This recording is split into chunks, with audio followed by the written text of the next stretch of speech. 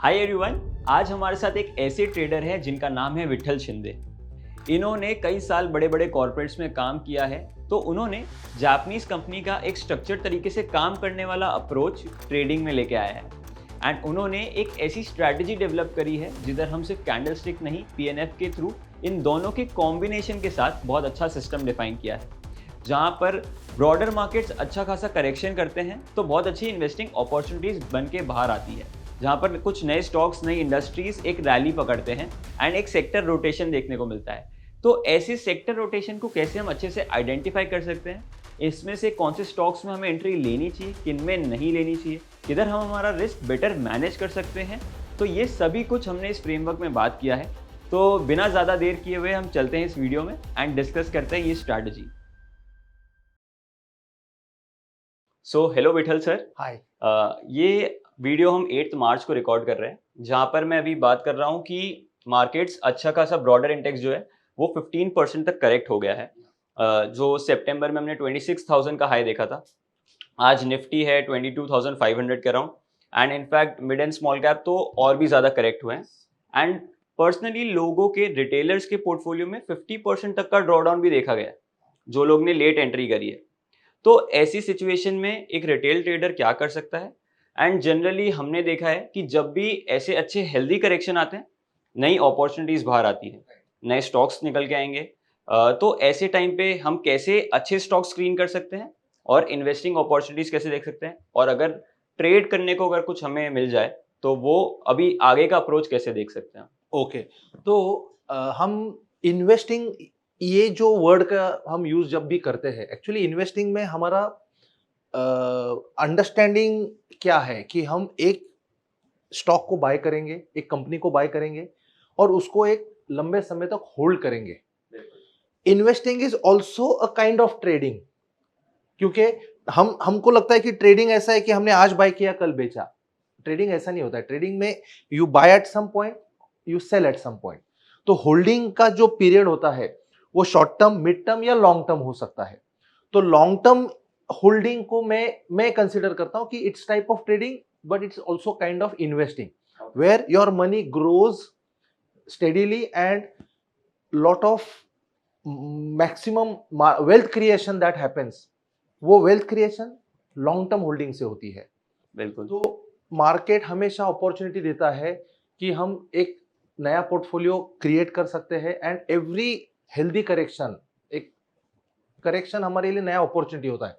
2008 का करेक्शन हो, चाहे पेंडेमिक का करेक्शन हो, ये जो भी इंटरमीडिएट करेक्शंस है, market corrects more than 30-40% at times और some smaller correction like 15-20% at times. तो अभी का करेक्शन जो हुआ है, मार्केट सितंबर 24 में टॉप होने के बाद ऑलमोस्ट 15% के अराउंड करेक्शन हुआ है। तो हम अभी फ्रेश अपॉर्चुनिटीज देख सकते हैं। इसमें हमको टेक्निकल एनालिसिस बहुत हेल्प करेगा। सो टेक्निकल एनालिसिस के लिए हम कैंडलस्टिक चार्ट यूज करेंगे एनालाइज करने को। ओके। तो स्ट्रक्चरली बुलिश स्टॉक्स में क्या होता है, करेक्शंस कहीं सपोर्ट लेते हैं। So looking support in a bullish, structurally bullish stocks, हम रेजिस्टेंस हमेशा देखते हैं कि प्राइस ऊपर जा रहा है तो कहां रेजिस्ट करेगा। मैं कहता हूं कि स्ट्रक्चरली बुलिश स्टॉक्स में उल्टा देखो, क्योंकि स्ट्रक्चरली बुलिश स्टॉक्स करेक्ट करके एक नया हाई बनाएंगे, करेक्ट करके एक नया हाई बनाएंगे, तो रेजिस्टेंस नहीं होगा, उसमें सपोर्ट होगा। और स्ट्रक्चरली बेरिश स्टॉक्स तो हम बात ही नहीं करेंगे, क्योंकि वहां प्राइस रेजिस्ट ही करेगा, वो कोई सपोर्ट ऑनर नहीं करेगा, वो मतलब करेक्ट ही होता रहेगा। तो स्ट्रक्चरली बुलिश स्टॉक्स कैसे आइडेंटिफाई करेंगे, थोड़ा बहुत हम उसके साथ टेक्नो फंडामेंटल्स को भी ऐड कर सकते हैं। और कैंडलस्टिक चार्ट का मैं यूज करके एक लिस्ट बना सकता हूं स्टॉक्स की, कि हमको अभी कहां देखना है इन्वेस्टिंग अपॉर्चुनिटीज के लिए। अभी इन्वेस्टिंग ऐसा होना चाहिए कि मुझे प्रिसाइज एंट्री पता होनी चाहिए, उसका एंट्री के समय स्टॉप लॉस पता होना चाहिए, तो रिस्क डिफाइन हो जाता है। सो रिस्क मुझे पता है तो हम एंटर कर सकते हैं। पोजीशन साइजिंग हम बात करेंगे, तो करेक्ट पोजीशन साइजिंग की वजह से मेरा रिस्क यूनिफॉर्म रहेगा मेरा एंट्री के समय। ऐसा नहीं कि किसी स्टॉक में मुझे 20% का रिस्क है, किसी स्टॉक में मुझे 5% का रिस्क है, ऐसा नहीं होगा। रिस्क यूनिफॉर्म होगा। तो रिस्क यूनिफॉर्म रखने से रिवॉर्ड भी यूनिफॉर्म रहता है, या रिस्क टू रिवॉर्ड पैरामीटर्स ये हो जाते हैं, बैलेंस रहते हैं। उसमें हम गेन्स को ज्यादा कर सकते हैं। तो सर बिल्कुल एक ये फ्रेमवर्क की तरह हम लेके जाएंगे। हाँ, तो ऑब्जेक्टिव उसमें मेथड्स को हम इंप्लीमेंट करेंगे एंट्री एग्जिट के लिए। सबसे इंपॉर्टेंट चीज जो अभी आपने हमारा कॉन्वर्सेशन जब शुरू आपने क्या कहा कि लोगों के पोर्टफोलियो में 50% से ज्यादा ड्रॉडाउन आया है। वो किस लिए आता है? क्योंकि हमको एग्जिट पता नहीं होता है।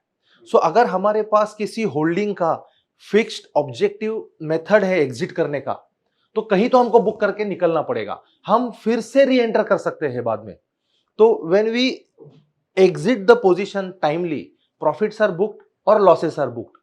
और जब तक ये पोजीशन होल्ड मतलब ऑब्जेक्टिव होल्ड करते हैं हम, और वो एग्जिट टेक्निकल एनालिसिस के थ्रू अगर नहीं आती है, आप होल्ड करते हो, कुछ कुछ स्टॉक्स करेक्शन में भी ऊपर ही जा रहे हैं तो उसमें एग्जिट नहीं आया है।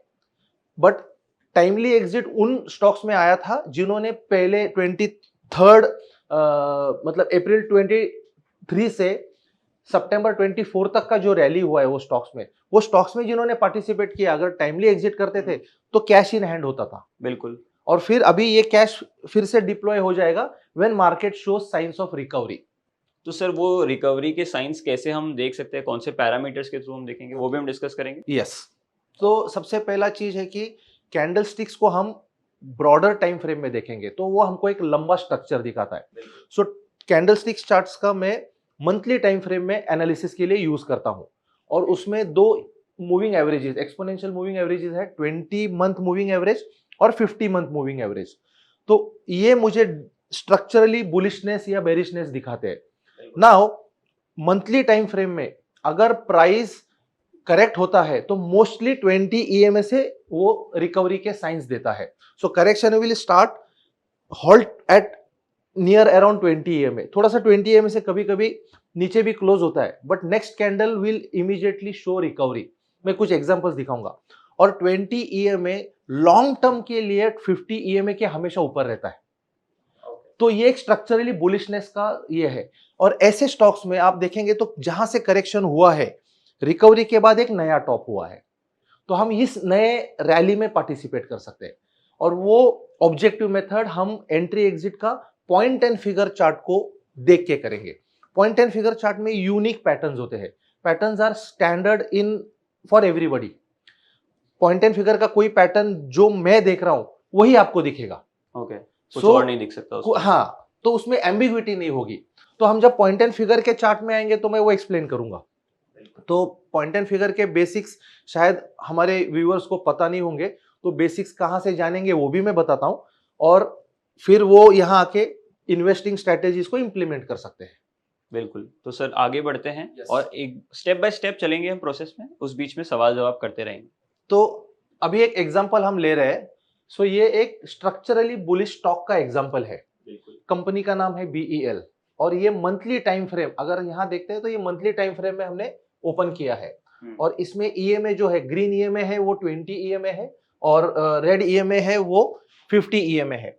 सो यहाँ इंडिकेटर दिखते हैं। सो ये 20 EMA is the green one and 50 EMA is the red one. So but ये दोनों एक्सपोनेंशियल मूविंग एवरेजेस है। अभी यहाँ आपने देखा होगा कि ग्रीन EMA कभी भी रेड EMA के नीचे गया नहीं है। और जैसे एक रैली हुआ था, एक रैली हम देखते हैं और यहाँ आके हॉल्ट होके करेक्शन हुआ था। Correction has halted around 20 EMA। यहां से एक नया रैली हुआ तो ये जो टॉप था, ये टॉप उसने ब्रेक किया है। अभी ऐसा ही फॉर्मेशन होता है। फिर नेक्स्ट रैली जहां से हॉल्ट होके करेक्ट हुआ है, इफ यू सी 20 EMA के पास आके होके अभी साइंस ऑफ रिकवरी दिख रहा है। So price is reversing from 20 EMA। अभी ये एक ऐसा स्ट्रक्चर होगा। तो structurally bullish stocks will even if they go below 20 EMA, 20 EMA still remains above 50 EMA, और रिकवरी वहां से आएगा। तो ये BEL एक एग्जांपल है। इसके जैसे में और कुछ एग्जांपल्स डिस्कस करते हैं कि ये समझने के लिए स्ट्रक्चर को। तो एक सेकंड एग्जांपल है बजाज फाइनेंस। अभी बजाज फाइनेंस में मैं चार्ट को थोड़ा छोटा करता हूं। तो बजाज फाइनेंस में अगर हम देखते हैं तो कंसिस्टेंटली ग्रीन EMA हमेशा रेड EMA के ऊपर हुआ है, और काफी रैली के बाद करेक्शंस आए हैं। अभी ये एक टॉप है, मैं इसको T1 मार्क करता हूं अभी के लिए। नेक्स्ट टॉप जब बना इस रैली से तो ये T2 T1 के ऊपर गया है, फिर से करेक्शन आया, फिर से एक नया टॉप बना T3। सो स्ट्रक्चरली बुलिश स्टॉक्स कितने भी करेक्ट हो, अभी इस फेज में ये जो पेंडेमिक का करेक्शन है 2020 का, इसने 20 EMA के नीचे क्लोज दिया, 50 EMA के नीचे गया, बट स्ट्रक्चर जो है 2050 का ये खराब नहीं हुआ है, फिर धीरे धीरे रिकवरी हुआ। हम यहां से इन्वेस्टिंग स्ट्रेटेजी शुरू कर सकते हैं क्योंकि प्राइस बुलिश टेरिटरी में आ गया। तो ये जोन में मैं नहीं कहूंगा कि इन्वेस्ट करना चाहिए, बट अगर यहां से देखते हैं तो फिर से जो यहां से हम अगर रैली का अगर ये करते हैं तो ये एक रैली देखते हैं, हमने T4 बनाया है। सो ये एक स्ट्रक्चरली बुलिश ट्रेंड में स्टॉक हमेशा एक नया टॉप बनाएगा, इसमें कोई रेजिस्टेंस नहीं होता है। It will take support. So 20 EMA के नीचे आया, 20 EMA के नीचे आया, स्ट्रक्चर खराब नहीं हुआ, काफी कंसोलिडेशन हुआ है और अभी इसने अच्छा ग्रोथ दिया है। तो इसमें हमने एक दो बार हमारे एंट्रीज होती थी, एग्जिट भी होती थी, बट जब भी ये स्ट्रक्चर जब तक इंटैक्ट है हमको ये हमेशा सपोर्ट बाइंग की अपॉर्चुनिटीज देखनी चाहिए। तो ये एक बजाज एग्जांपल मैंने इसलिए लिया क्योंकि इसमें स्टार्ट ऑफ द ईयर ये अपॉर्चुनिटी जनरेट हुई थी और अभी इस साल का ये अगर हम परफॉर्मेंस देखेंगे 2025 के स्टॉक्स में, it is one of the top 25 toppers in Nifty 500 stocks. बिल्कुल सर, बट इस बीच मेरा एक सवाल है कि जैसे आपने बोला स्ट्रक्चरली बुलिश स्टॉक है, बट इसमें कई बार ऐसा साइडवेज ट्रेंड आ जाता है, कंसोलिडेशन फेज आ जाता है सब स्टॉक्स में। पीएनएफ में जब मैं बताऊंगा आपको तो ये सारा नॉइस पीएनएफ में चला जाएगा। ओके, तो आपके पास एक ऑब्जेक्टिव एंट्री और एग्जिट का क्राइटेरिया हो जाएगा। तो मतलब ऐसे स्टॉक्स को अवॉइड करने का हमें पता पड़ जाएगा? नहीं, अवॉइड मतलब आपने एंटर भी किया है तो एग्जिट कब करना है। Okay. और अगर ये ऐसे साइडवेज स्ट्रक्चर होता है तो आपका नेक्स्ट एंट्री आएगा ही नहीं। ओके, तो PNF will help you to stay away from some sideways stocks. और उसमें मैं जो कंडीशन बोलूंगा, एक रिलेटिव स्ट्रेंथ की कंडीशन भी होती है। तो वो रिलेटिव स्ट्रेंथ की कंडीशन जब हम लगाएंगे इन्वेस्टिंग स्ट्रेटेजीज में, तो ये उस समय जब ये बहुत साइडवेज होगा तो वो आपको ट्रिगर नहीं देगा। ओके, तो हम ये कैंडलस्टिक और पीएनएफ का एक कॉम्बिनेशन के साथ स्ट्रेटेजी बनाएंगे। राइट। तो हम स्कैनर से इसको स्कैन करके एक ग्रुप बना सकते हैं स्टॉक्स का कि जो स्ट्रक्चरली बुलिश है। तो स्कैनर में क्राइटेरिया हम ये डालेंगे जो तो स्कैनर में क्राइटेरिया क्या होगा? फर्स्ट क्राइटेरिया होगा प्राइस इज अबव 20 EMA,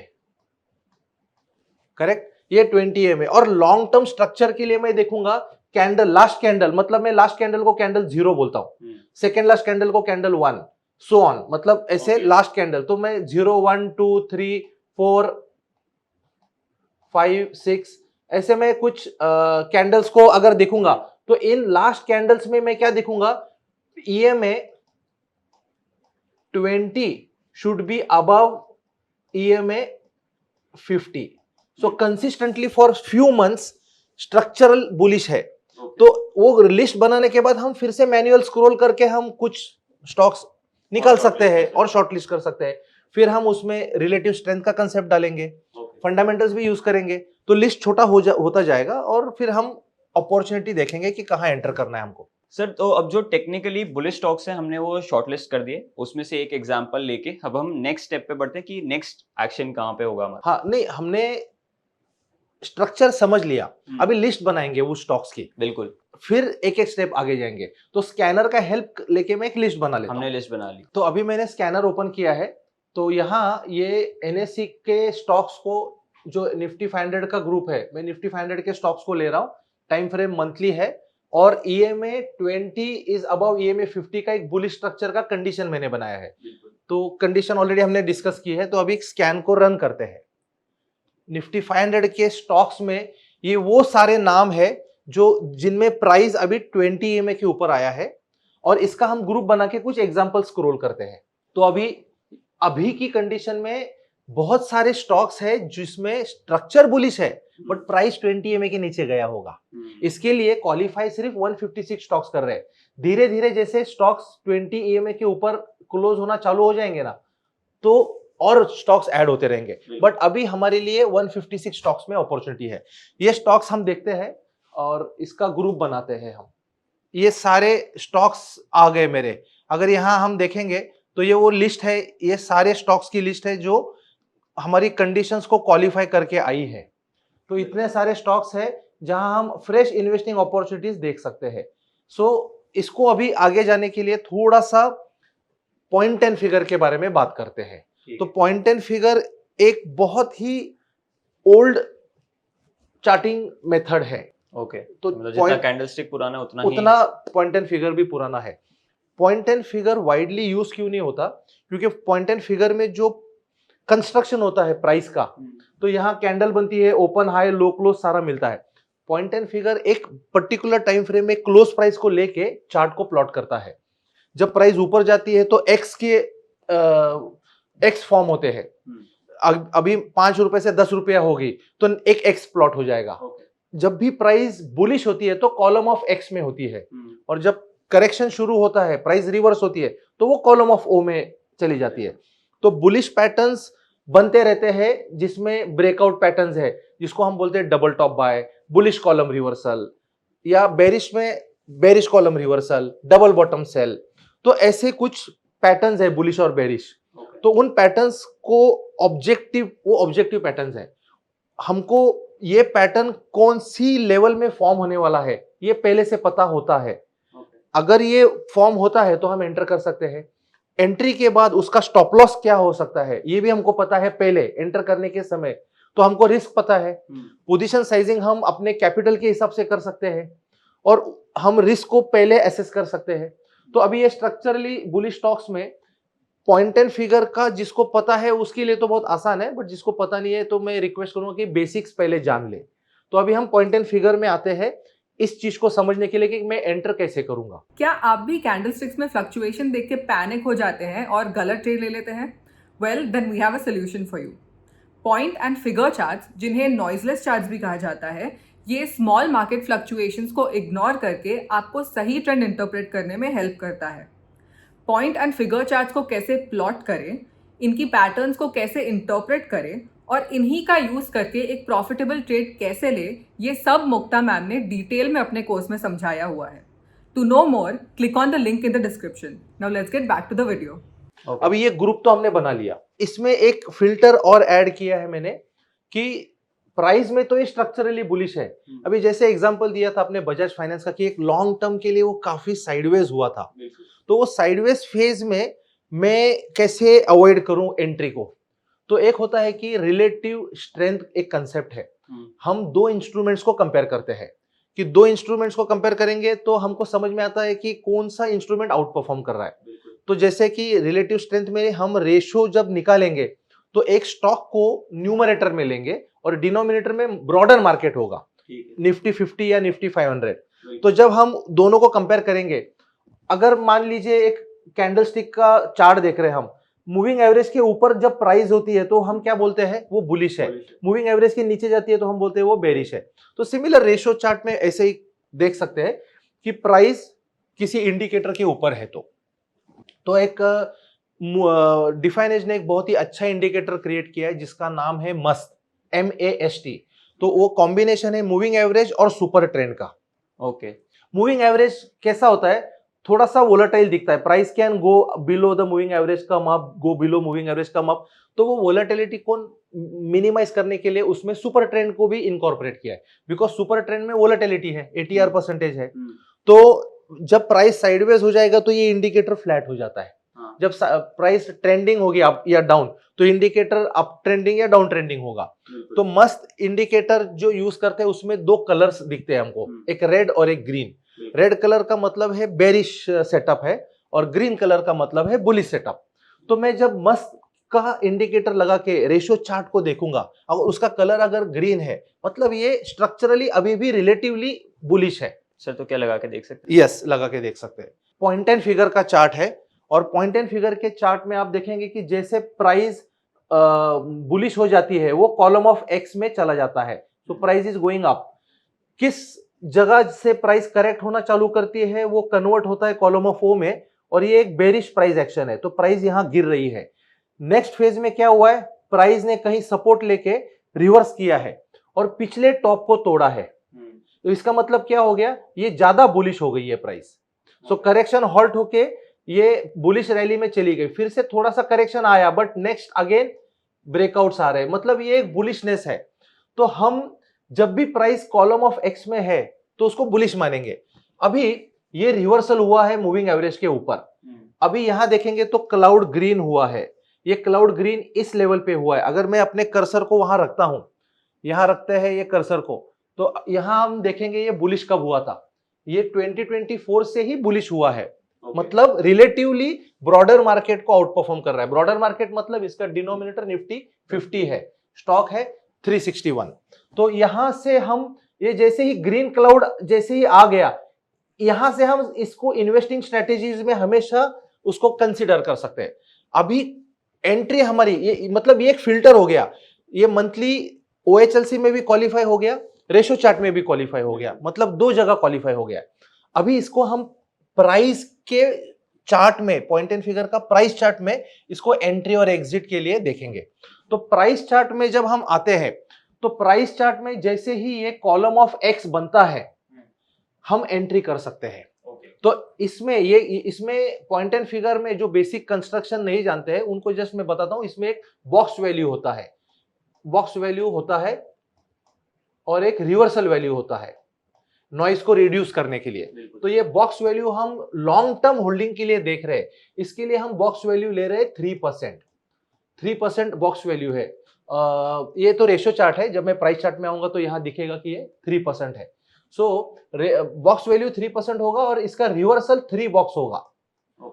तो बॉक्स वैल्यू और रिवर्सल बेसिक वीडियो से समझ में आ जाएगा। और जब हमारा कॉलम ऑफ एक्स होगा तो जब भी कॉलम ऑफ ओ चल रहा है, प्राइस कहीं से सपोर्ट लेके जब रिकवर करेंगी तो सबसे पहले मेरे 3x प्लॉट हो जाएंगे। ये एक रिवर्सल साइन है। हाँ, ये एक साइन है कि अभी ये 3% का बॉक्स वैल्यू है, तो 3x जब प्लॉट होते तो प्राइस करेक्शन से कितना ऊपर आ गई है, मोर देन 9%, क्योंकि रिवर्सल 3 बॉक्स है ना मेरा।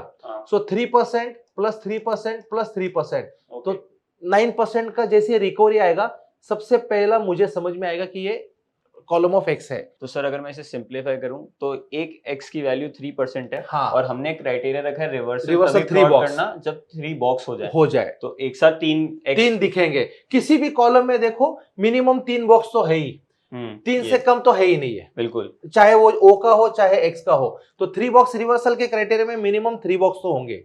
तो जैसे ही 3 बॉक्स बुलिश आ जाते हैं, अभी इसमें हमारा पहला क्राइटेरिया स्टॉक ने क्लियर किया है मंथली ओएचएलसी, बिल्कुल। सेकंड क्राइटेरिया आरएस का भी क्लियर किया है, बिल्कुल। जैसे ही प्राइस में वो बुलिश हो जाता है हम एंटर करेंगे।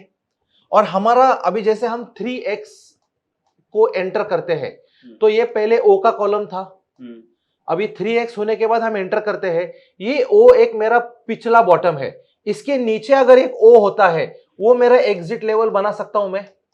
मैंने एंटर कर लिया और एंटर करते ही मान लो ये चला नहीं, तो ये क्या होगा, करेक्ट करना चालू करेगा, फिर ओ में चला जाएगा वापस, और जैसे ही ये पिछले सपोर्ट के नीचे आ जाता है आई विल एग्जिट।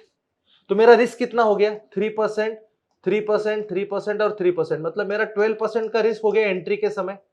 मेरे को पता है मेरा रिस्क, मैं उस हिसाब से मेरा अफोर्डेबिलिटी के हिसाब से पोजीशन साइज कर सकता हूं और लॉन्ग टर्म के लिए मैं ये कर सकता हूं। तो एंट्री, इनिशियल एंट्री का इनिशियल स्टॉप लॉस है। आगे चल के हम होल्ड करने के बाद फाइनल स्टॉप लॉस भी ट्रेल करते रहेंगे, और कब हमको आना है, एग्जिट करना है, वो हम बाद में बात करते हैं। तो एंट्री समझ में आ जाएगी मैं प्राइस चार्ट बोलने के बाद। तो अभी जो हमने स्क्रीन पर लगाया है यह है पॉइंट एंड फिगर का प्राइस चार्ट, वही स्टॉक 361, बॉक्स वैल्यू 3% है और रिवर्सल वैल्यू 3 बॉक्स है। सो box value and reversal value दोनों है, और ये एक अप ट्रेंडिंग स्टॉक है, हमने ओएचएलसी में देखा ही था। तो ये सारे बुलिश फेजेस है, और ये जब करेक्ट करता है तो ये ओ में चला जाता है। तो ये एक टॉप बना स्टॉक का टॉप बनने के बाद रिवर्स हो गया और ये करेक्ट होते गया, अभी इसने रिवर्सल दिया है। सो अभी हमारे 4x हो गए हैं इसमें। अगर मैं कल एंट्री करना चाहता हूं तो मुझे प्राइस पता है कि जो भी करंट मार्केट प्राइस है, ये जो भी क्लोज प्राइस है 972 क्लोज प्राइस है इसका। अगर मैं कल एंटर करता हूं जो भी प्राइस में ओपन होता है 972 या उसके थोड़ा बहुत ऊपर नीचे, तो वहां से मेरा डबल बॉटम सेल, मतलब जो ओ इसके नीचे जाने वाला है, अगर यहां से करेक्ट करता है तो क्या होगा, ये डबल बॉटम सेल बन जाएगा। तो डबल बॉटम सेल की मेरे को वैल्यू पता है, जो डीबीएस है 870। तो मुझे एंट्री प्राइस पता है, एग्जिट प्राइस पता है। एंट्री और एग्जिट प्राइस से मैं रिस्क को इवेल्युएट कर सकता हूं। तो ये एक मेरा एंट्री पॉइंट होगा। तो इसमें मैं फ्रेश एंट्री इन्वेस्टिंग पर्पस के लिए ले सकता हूं। यहां मुझे होल्ड तब तक करना है जब तक मेरा बेरिश पैटर्न फॉर्म नहीं होता है। तो बुलिश कॉलम रिवर्सल, ये बुलिश कॉलम रिवर्सल है क्योंकि ये कॉलम ऑफ ओ था जो बेरिश कॉलम है। अभी यहां से रिवर्स होके प्राइस बुलिश कॉलम रिवर्सल में चली गई है। बुलिश कॉलम रिवर्सल मेरी एंट्री है, बेरिश ब्रेकआउट जो डबल बॉटम सेल है वो मेरी एग्जिट होगी। तो अभी हम जितने भी शॉर्टलिस्ट किए हुए स्टॉक्स थे वो हम इस सेटअप में देखते हैं। हाँ, तो फिर हम प्रोबेबल जिसमें एंट्री होने वाली है उसको भी डिस्कस कर सकते हैं। तो अभी ये सेटअप है, ये अपना ग्रुप है फ्रेश इन्वेस्टिंग जो हमने OHLC को स्कैन करके लिया था। यहाँ प्राइस का चार्ट है, ये प्राइस चार्ट है, ये रेशो चार्ट है। ओके, रेशो चार्ट में हमने निफ्टी 50 को डिनोमिनेटर लिया है। इसी स्टॉक को दोबारा रेशो चार्ट में देख रहे हैं, ये भी एक रेशो चार्ट है, सेम बॉक्स वैल्यू, इसमें हमने डिनोमिनेटर को निफ्टी 500 लिया है। मतलब ये स्टॉक निफ्टी 50 को भी आउट परफॉर्म कर रहा है, निफ्टी 500 ब्रॉडर मार्केट को भी आउट परफॉर्म कर रहा है। और ये OHLC का स्ट्रक्चर है जो हमको दिखता है कि ये लॉन्ग टर्म बुलिश है। ऐसे हम सारे स्टॉक्स को देख सकते हैं। सो रेशो चार्ट और प्राइस चार्ट और OHLC का स्ट्रक्चर हम देखेंगे। सो नेक्स्ट नाम है, मैं स्क्रॉल करता हूं, अबाउट इंडिया। अभी अबाउट इंडिया में ऑलरेडी ये रिलेटिव परफॉर्मेंस में थोड़ा सा वीक है, साइडवेज है ये यहाँ, बट ये ऑल टाइम हाई ये कर रहा है। बट इसमें अगर हम ये रिलेटिव स्ट्रेंथ का जो क्लाउड ग्रीन होने के बाद अगर एंटर करते हैं तो उसका मोमेंटम ज्यादा फायदा होगा। तो ये एक एग्जांपल है कि स्ट्रक्चरली बुलिश है but under performance with broader markets. तो उन स्टॉक्स को ध्यान देंगे हम जहां पर रिलेटिव परफॉर्मेंस भी बुलिश है, प्राइस भी बुलिश है, स्ट्रक्चर भी बुलिश है। तो ये एक एग्जांपल है जहां प्राइस बुलिश है बट रिलेटिव परफॉर्मेंस अभी भी बुलिश हुआ नहीं है, तो हम इसको नेक्स्ट रिवर्सल में बाय कर सकते हैं। ठीक है सर, तो अब यहाँ से हमारा नेक्स्ट स्टेप क्या होगा कि जब हमें पता पड़ गया ऐसे स्टॉक्स अवॉइड करने हैं हमें, तो हमारे पास एक फिल्टर्ड अच्छी लिस्ट आ गई है ये स्टॉक्स की, तो अब यहाँ से हमारा नेक्स्ट स्टेप क्या होगा? नेक्स्ट स्टेप वही है कि बुलिश कॉलम रिवर्सल को हम ट्रेड लेंगे, एंटर करेंगे और उसका जो भी बेरिश लेवल होगा डबल बॉटम सेल वो हम एग्जिट क्राइटेरिया में यूज करेंगे। अभी मान लीजिए जो स्टॉक में हम एंटर करते हैं और वो हमारी फेवर में जाता है प्राइस, तो एक लेवल के बाद नेक्स्ट बेरिश लेवल को वो क्वालिफाई करेगा। मतलब डबल बॉटम सेल से उसको हम ट्रेल करेंगे एक नेक्स्ट लेवल को, तो उसको कहते हैं हाई पोल। हाई पोल एक ऐसा पैटर्न होता है जो कि डबल टॉप बाय, मतलब अभी यहां से देखिए, सो अभी हम एक एग्जांपल ले रहे हैं। इमेजिन कीजिए कि ये एक स्टॉक है जो स्ट्रक्चर देखते हैं इसका कैसे है। अभी ये एक करेक्शन फेज के बाद रिकवर किया है।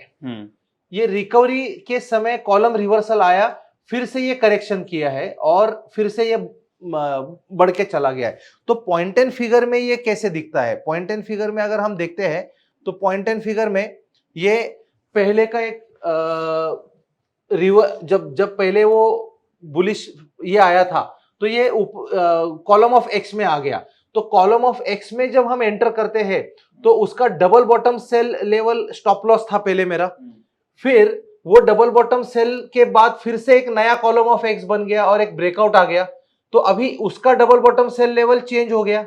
अभी ये पहला मेरा एग्जिट यहां था, वहां से ट्रेल होके यहां चला गया।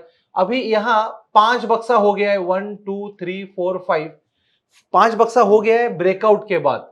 तो इस कॉलम का जो भी 50% रिट्रेसमेंट होगा मैं स्टॉप को वहां ट्रेल करूंगा। तो अभी मेरा थर्ड ट्रेलिंग हो गया।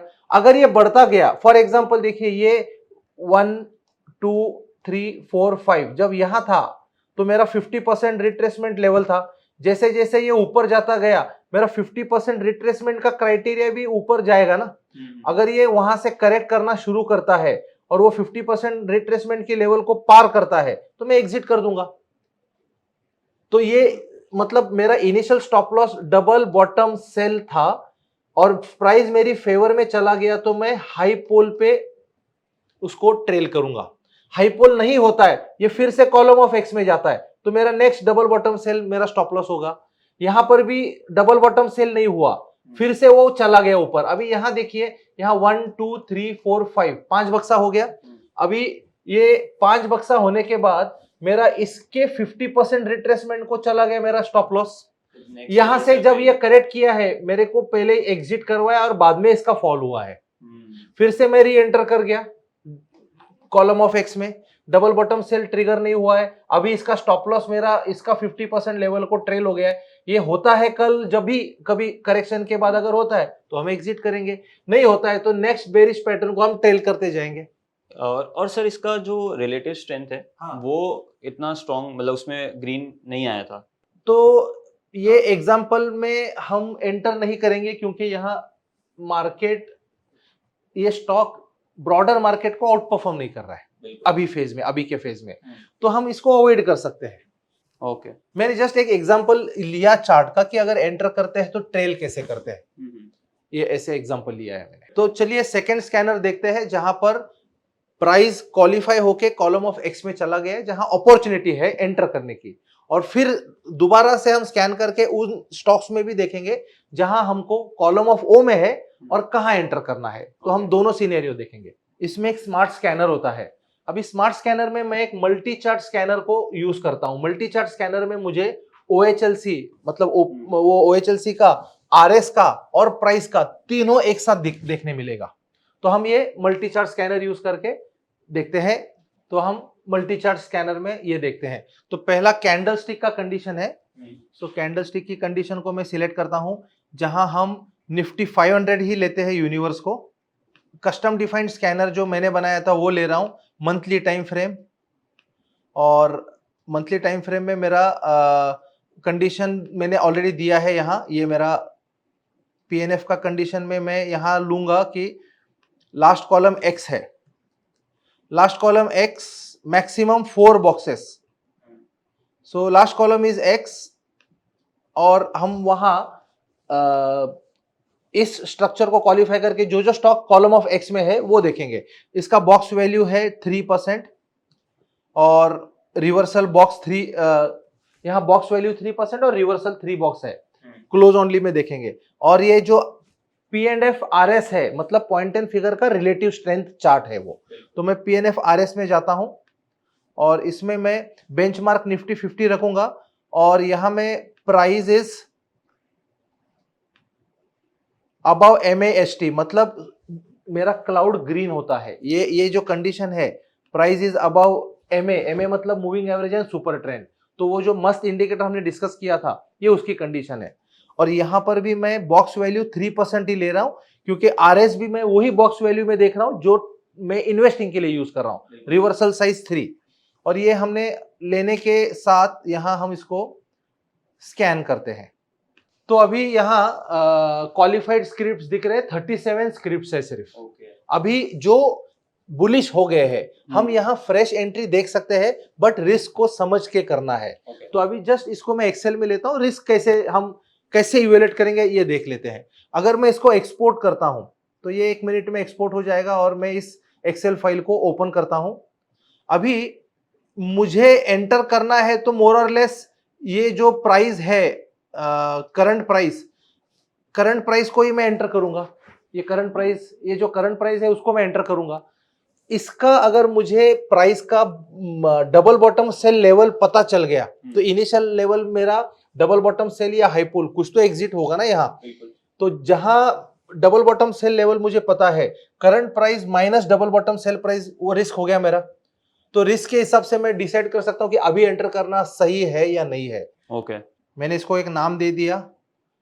अभी हम ये देखेंगे कि उसका प्राइस का लेवल कहां है। तो इस ग्रुप को मैं बुलिश इन्वेस्टिंग ग्रुप ले रहा हूं मैं, और मैं बॉक्स वैल्यू भी 3% ले रहा हूं। और यहां मैं एक स्कैनर यूज करता हूं just to find the values मतलब जो भी उसकी double bottom sell, current price, वो सारा वैल्यूज दे देगा मुझे।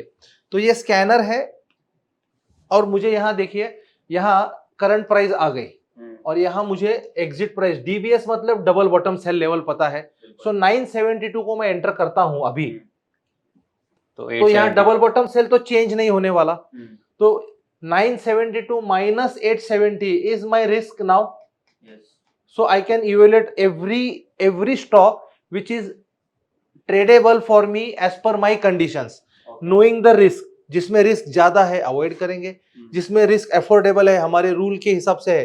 तो रिस्क का भी एक रूल होना चाहिए कि अगर मैं एंटर करता हूं तो जैसे मेरे लिए रूल है कि मैं मैक्सिमम 4x तक प्राइस रहेगा तो मैं एंटर करूंगा। तो उसका डबल बॉटम सेल कहां आता है, 5 बक्सा हो जाएगा, क्योंकि ये पहले ओ यहां होगा, इसके बाद x आएगा, तो ये मेरा डबल बॉटम सेल लेवल होगा। तो 5 ओज मतलब 3% बॉक्स वैल्यू में क्या रिस्क हो गया, मैक्सिमम 15%। अगर मैं थर्ड एक्स पे जाता हूं तो मेरा एक ओ कम हो जाएगा, तो मेरा 12 to 15% का रिस्क पर ट्रेड होगा। तो उस हिसाब से मैं पोजीशन साइजिंग ये करूंगा। इसमें वो मैथ हम डाल सकते हैं कि भाई मेरा अगर मान लो कैपिटल का मैं 7% या 8% एक पोजीशन में एलोकेट करता हूं। फॉर एग्जांपल मेरा कैपिटल, जस्ट फिक्टिशियस में बोल रहा हूं कि मेरा कैपिटल 20 lakhs है, तो 20 lakhs का 8% to 7% क्या होगा, वो मेरी एक पोजीशन होगी। उस एक पोजीशन का स्टॉप लॉस 12 to 15% होगा। सो कंपैरेटिवली मेरी कैपिटल का वो कितना परसेंट हो गया, बहुत छोटा परसेंट हो गया, है ना। तो ऐसे में पोजीशंस बना सकता हूं, मल्टीपल पोजीशन। सर ये 7-8% का भी कुछ रेशियो हमने बनाया हुआ है? देखो अभी आप 5% लेते हो कैपिटल का एक पोजीशन, तो आपके 20 पोजीशंस हो जाएंगे। बिल्कुल। आप 6% करते हो तो इससे भी कम हो जाएंगे।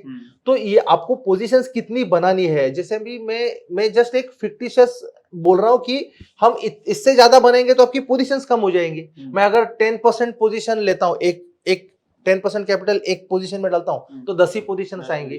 तो वो यूजर के ऊपर है कि अभी कितने नाम आ रहे हैं। अभी मैं निफ्टी 500 देख रहा हूं, तो निफ्टी 500 में मे बी 5% अच्छा रहेगा, क्योंकि आपकी 20 पोजीशंस हो जाएंगी। फिर कैपिटल ग्रो होता जाएगा तो आप और पोजीशंस ले पाएंगे, तो ये 20 का 25 हो जाएगा, 30 हो जाएगा, जैसा कैपिटल ग्रो हो रहा है। तो पोजीशन साइजिंग इनिशियली जो शुरू करते हैं तो वही मेंटेन करेंगे कुछ टाइम के लिए, जब तक कैपिटल ग्रो नहीं होता है। तो इसके लिए मैंने 5 to 6-7% ये मैं बता रहा था।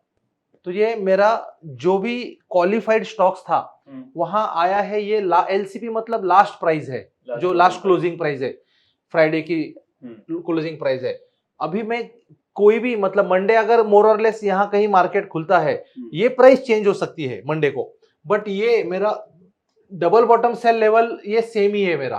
तो करंट प्राइस से मेरा डबल बॉटम सेल कितनी दूर है, ये मेरा रिस्क है ना। तो यहां अगर मैं एंटर करता हूं कल, इस स्टॉक में मैं एंटर करता हूं तो मेरा रिस्क होगा 10.53%। अगर ये प्राइस चेंज होती है तो ये रिस्क चेंज हो जाएगा, क्योंकि मेरा एग्जिट प्राइस सेम रहने वाला है। तो यहां जैसे ये 20% है, इसको अवॉइड कर सकता हूं जो भी, क्योंकि ये रैली हो गया है, इसमें एंट्री पहले थी। अगर हम पहले 3x थर्ड एक्स को ही एंटर करते तो शायद मेरा डबल बॉटम सेल उस समय मेरी रिस्क के हिसाब से होता। तो जहां रैली ज्यादा हुई है, ये 28% रैली किया है, कौन सा स्टॉक है, एफएसएल। तो ये एफएसएल है, गोदरेज इंडस्ट्रीज। तो गोदरेज इंडस्ट्रीज बुलिश होने के बाद काफी ऊपर तेजी से भागा है। ये क्वालिफाई किया है, आरएस को क्वालिफाई किया है, प्राइस को क्वालिफाई किया। तो आप समझ रहे हो जो स्टॉक्स में आपने एंटर किया है वो स्टॉक्स अभी कितने ऊपर गए हैं। बट सर इसमें क्या हम एक पैटर्न भी ऐसा भी मेरे को ऐसा अभी ऑब्जर्वेशन आया देख के कि सर जैसे केमिकल स्टॉक वापस से भागा, वापस हम देख रहे हैं एक और फर्टिलाइजर भागा है। हाँ, तो या तो नेक्स्ट रैली केमिकल्स की भी हो सकती है, राइट। एनालिसिस फाइनेंशियल सर्विसेज के भी स्टॉक्स आ गए। अब देखेंगे तो हाउसिंग, एनबीएफसीज, फाइनेंस, तो फाइनेंशियल सेक्टर, फाइनेंस तो एक कॉमन सेक्टर के बहुत सारे स्टॉक्स आ रहे हैं। जैसे अभी आपने केमिकल पॉइंट आउट किया या फर्टिलाइजर्स पॉइंट आउट किया, तो हमको ये भी समझ में आता है कि अभी के लीडर्स कौन हो सकते हैं। तो जब तक ये लीडर है हम बैठे रहेंगे। डबल बॉटम सेल हुआ तो एग्जिट करेंगे, हाई पोल हुआ तो ट्रेलिंग स्टॉप लॉस में प्रॉफिट में एग्जिट करेंगे। तो ऑब्जेक्टिव है ना सारा चीज, कहां बाय करना है मुझे पता है, कब तक बैठना है मुझे पता है, स्टॉप लॉस एंट्री के समय मुझे पता है, एंट्री कहां करना है वो मुझे पता है। तो उसमें रिस्क क्या है, जो चीज नोन है उसमें रिस्क हो सकता है क्या, नहीं है, वो कैलकुलेटेड रिस्क है। एंड सर इसमें हम पोजीशन फ्यूचर्स के थ्रू बिल्ड करेंगे, ऑप्शंस के थ्रू बिल्ड करेंगे, या एमटीएफ के थ्रू भी हम बिल्ड कर सकते हैं? अभी ये जो हमने स्ट्रेटेजी डिस्कस की, इसमें स्टॉप लॉस 12 to 15% का था, तो F&O में हम इतना बड़ा स्टॉप लॉस नहीं रख सकते। हम F&O की स्ट्रेटेजी को डिस्कस करेंगे, बट ये प्योरली कैश इन्वेस्टिंग स्ट्रेटेजी है। ये आप कैश को डिप्लॉय करके चाहे तो इसको प्लेज करके उस मार्जिन को F&O के लिए यूज कर सकते हैं। So based on your capital, अगर आप 25 लाख प्लस का कैपिटल से कर रहे हो काम, तो ये 25 लाख प्लस का पोर्टफोलियो बन गया। कुछ 3-4 लाख रुपीज आप अगर M2M को केटर करने के लिए कैश रखते हो अकाउंट में, cash is may be 3 to 4 lakhs, और इसका प्लेज करके आप मार्जिन लोगे तो हेयर कट के बाद 85%, ये सारे 500 स्टॉक्स है, निफ्टी 500 का ग्रुप है, तो निफ्टी 500 में हेयर कट मोर और लेस 15% एवरेज पकड़ते हैं हम हेयर कट। तो हेयर कट के बाद 85% ऑफ 2.5 लाख 25 lakhs जो भी है वो मार्जिन मिल जाएगा। तो हम एज्यूम करते हैं कि 20 lakhs का मार्जिन प्लस 3-4 lakhs का कैश, तो अब इसमें आप स्टॉक फ्यूचर्स करेंगे तो 10 to 12 पोजीशंस आराम से कर सकते हैं। और अगर कैपिटल छोटा है, ये 25 lakhs की जगह 10 लाख है, और 1-2 लाख आप M2M के लिए लाते हो, तो 10-12 लाख में आप इंडेक्स फ्यूचर्स को ट्रेड कर सकते हो। बिल्कुल। और कैश को, ये कैश ग्रो होगा तो मार्जिन भी ग्रो होता है। मतलब आपने आज जो कैपिटल डिप्लॉय करके मार्जिन लिया है, वो पोजीशंस अगर बढ़ती है तो कल का मार्जिन आपको आपकी कल की क्लोज के हिसाब से होगा। तो पोर्टफोलियो ग्रो हो रहा है तो मार्जिन भी ग्रो हो रहा है। फिर हो सकता है 10-12 स्टॉक की जगह आप 15-16 स्टॉक कर सकते हो। तो आप मतलब मनी मैनेजमेंट को भी इनकॉर्पोरेट करके गेन्स को बढ़ा सकते हो। ये मैंने 2020 के बाद किया है। तो वो एक काफी अच्छा एक्सपीरियंस रहा है मेरा। मतलब मैंने कैश का पोर्टफोलियो बनाया था और उस कैश के पोर्टफोलियो को प्लेस करके उसमें F&O ट्रेड किया था। तो अभी लिस्ट तो आ गया और रिस्क कितना है ये पता है। अगर हमको करना ही है तो हम इसको सॉर्ट करेंगे रिस्क के ऊपर, और जो लेस रिस्क वाले स्टॉक्स ऊपर आते हैं वहां हम ध्यान दे सकते हैं। तो इसको सॉर्ट करते हैं और फिर रिकैप करते हैं पूरे सिस्टम का। ठीक है। सो मैं percent from DBS smallest to largest कर रहा हूं। तो यहां मुझे दिख रहा है कि अभी का जो डबल बॉटम सेल है, अभी ये सारे स्टॉक्स कॉलम ऑफ X में है, और वहां से मेरा डबल बॉटम सेल कितनी दूर है। तो मेरे जैसे कहा था कि 12 से 15% की रिस्क वाले स्टॉक्स है, तो ये सारी लिस्ट जो अभी दिख रही है, जो भी 20 स्टॉक्स दिख रहे हैं अभी, तो वो 20 स्टॉक्स में मुझे दिख रहा है कि मेरा पैरामीटर रिस्क का सफाइस होता है। और इसमें हम देख रहे हैं कि फाइनेंशियल सर्विसेज के स्टॉक्स है, या कुछ IT के स्टॉक्स है, और मेटल का स्टॉक है। तो इसके थ्रू आप सेक्टर के थ्रू भी आप एनालाइज करके ये कर सकते हैं। और इस लिस्ट को अगर हम स्क्रॉल करते हैं तो नीचे मेरे सारे हायर रिस्क के स्टॉक्स आ गए। इसको हम अभी के लिए अवॉइड कर सकते हैं। अच्छा, स्टॉक्स को मैं इन्वेस्टिंग के लिए अवॉइड कर सकता हूं, बट मुझे पता है कि ये ट्रेंडिंग स्टॉक्स है, तो मैं शॉर्ट टर्म ट्रेडिंग के लिए इसको ग्रुप बना के शॉर्ट टर्म ट्रेडिंग के लिए तो ले सकता हूं, क्योंकि बड़ी टाइम फ्रेम में बुलिश है। शॉर्ट टर्म टाइम फ्रेम में अगर ये पुलबैक में आते हैं, उसका ब्रेकआउट ट्रेड कर सकता हूं। तो कितनी सारी आइडियाज, मतलब हम एक सिस्टम से दूसरी सिस्टम भी बना सकते हैं। तो ये अभी के लिए इन्वेस्टिंग के लिए मैं अवॉइड करूंगा क्योंकि रिस्क बढ़ रहा है, बट मैं इसको शॉर्ट टर्म में जाके देख सकता हूं और ट्रेड कर सकता हूं। तो 3% बॉक्स वैल्यू की जगह मैं 1% में जाके उसके पुल बैक्स को ट्रेड कर सकता हूं जब तक ये 3% बुलिश है। ये सिस्टम कभी हम इसको, मैं कहता हूं पैटर्न क्लस्टर वाली एक सिस्टम है जिसको हम कभी डिस्कस करेंगे। अगर किसी को सीखना हो पैटर्न क्लस्टर तो कमेंट कर दीजिए पैटर्न क्लस्टर। अगर जितने ज्यादा कमेंट आएंगे तो इस पे एक और वीडियो हम सर के साथ जल्दी बनाएंगे। तो let's recap the system now. तो इस सिस्टम को रिकैप करते हैं एक प्रेजेंटेशन के थ्रू, और यहां हम देखते हैं कि हमने जो डिस्कस किया था कि मार्केट पीक होने के बाद करेक्ट कर रहा है। तो अभी का जो करंट सिनेरियो है वो 6 महीने से जो करेक्शन चल रहा है, सितंबर 24 में मार्केट ने टॉपिंग किया था 26,000 के बाद, और अभी पोटेंशियल ट्रेंड रिवर्सल हमने कुछ स्टॉक्स में देखा। तो अगर यहां से मार्केट रिवर्स करता है तो हम यहां से हम बुलिश एंट्रीज और इन्वेस्टिंग स्ट्रेटेजीज कर सकते हैं। तो focus on structurally bullish stocks, जो हमने मंथली OHLC का इंडिकेटर देखा था और उसके साथ RS को भी हमने इनकॉर्पोरेट किया था। फिर उसमें हमने क्या किया है, लॉन्ग टर्म स्ट्रक्चर को कैसे देखा है, मोर देन 12-15 मंथ्स मेरा EMA 20 EMA 50 के ऊपर रहा है, और अभी के लिए प्राइस रिकवरी का क्राइटेरिया क्या है, प्राइस 20 EMA के ऊपर चला गया है, ये मेरे लिए प्राइस रिकवरी का क्राइटेरिया हो गया। फिर ये क्वालिफाई जो करते हैं उसका हमने ग्रुप बनाया, और उस ग्रुप को हमने वॉच लिस्ट बनाया, EMA में स्कैन करके उसका वॉच लिस्ट बनाया। अभी हम प्राइस पे उसको मॉनिटर करेंगे पॉइंट एंड फिगर के थ्रू। सो आगे चल के हमने रेशियो का कंफर्मेशन लिया, प्राइस इज अबव मस्त, और PNF में हम देख रहे 3% में, यहां हमने 3% में बॉक्स वैल्यू लेके हमने इसको जैसे ही O से, ये कॉलम ऑफ O से X में कन्वर्ट हो जाएगा, इसको बुलिश कॉलम रिवर्सल कहते हैं, bullish column reversal. So bullish column reversal will be my entry. तो जब भी ये बुलिश कॉलम रिवर्सल होता है एंड ऑफ डे क्लोजिंग पे, हम scan every day end of day करेंगे, तो 3 या 4x मैक्सिमम मेरे लिए एक एंट्री क्राइटेरिया है। डबल बॉटम सेल उसका मेरा स्टॉप लॉस होगा। ये एक PNF का फॉर्मेशन हम ध्यान रखेंगे। फिर एग्जिट क्राइटेरिया मेरा डबल बॉटम सेल होगा, वो मेरा प्राइमरी स्टॉप लॉस होगा, और हाइपोल जो होगा, जो मैंने डिस्कस किया था ट्रेलिंग स्टॉप लॉस, वो मेरा प्रॉफिट में स्टॉप लॉस होगा। तो अभी इसमें इमोशंस नहीं होना चाहिए, डिसीजन मेकिंग रैशनल होना चाहिए, और जो स्टॉक्स के नाम आ रहे हैं उसमें बायसनेस मत रखो।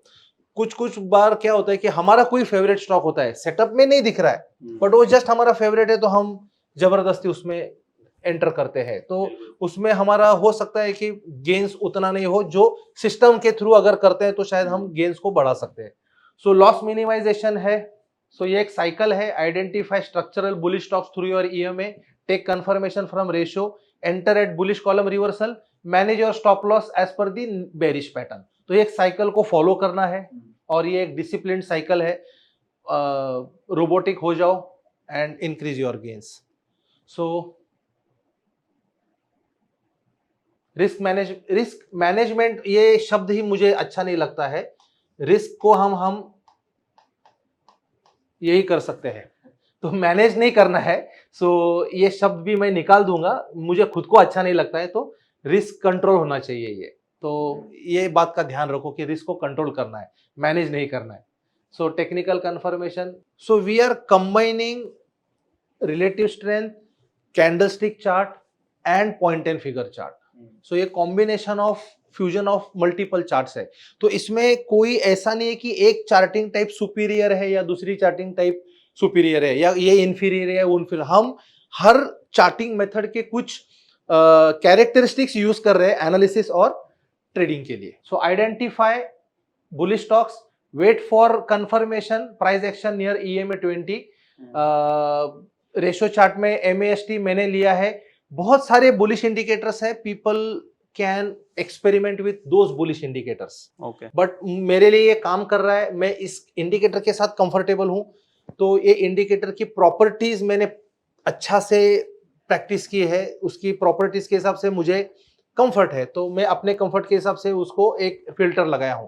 ये जरूरी नहीं कि यही करना है, but I would say it is working. So it is, you can also experiment with new indicators for identifying bullishness.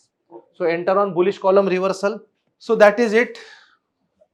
12 months का मूविंग एवरेज का हमने 12 to 15 months का हमने देखा था। स्ट्रक्चरल बुलिशनेस, 3% बॉक्स वैल्यू और 2 चार्टिंग मेथड हमने combine करके ये सिस्टम को डिजाइन किया है। Okay, so thank you so much sir. I hope आप सभी को इस स्ट्रैटेजी का फ्रेमवर्क समझ में आया होगा, जहाँ पे हमने कैंडलस्टिक्स एंड PNF को दोनों को अच्छे से कंबाइन करके दोनों के प्रोज को स्ट्रक्चरली यूज करके हमारे बेनिफिट के लिए यूज किया है, एंड जिसमें हमने अलग अलग क्राइटेरियाज के अकॉर्डिंगली हमारे स्टॉक्स को फिल्टर आउट किया है, जिससे हमारे पास काफ़ी रिफाइंड ट्रेड्स आएंगे। एंड इसमें हमने काफ़ी अच्छे से रिस्क मैनेजमेंट नहीं, रिस्क कंट्रोल किया है अपना, एंड उसमें हमने राइट स्टॉक सिलेक्ट किए हैं जिनमें हम रिस्क उतना अफोर्ड कर सकते हैं। एंड अगर आपको ये स्ट्रैटेजी समझ में आई हो, पसंद आई हो, तो प्लीज़ फटाफट इस वीडियो को लाइक कर दीजिए। हम ऐसे इंस्ट्रक्टर्स, ऐसे ट्रेडर्स आप सभी के लिए लेके आते रहते हैं जिनके पास ऐसी नॉलेज है, एंड आप सभी को ये शेयर करने की कोशिश करते हैं। तो मिलते हैं अगली वीडियो में, तब तक के लिए इस चैनल को सब्सक्राइब कर दीजिए ताकि ऐसी अगली वीडियो आप तक सबसे पहले पहुंचे।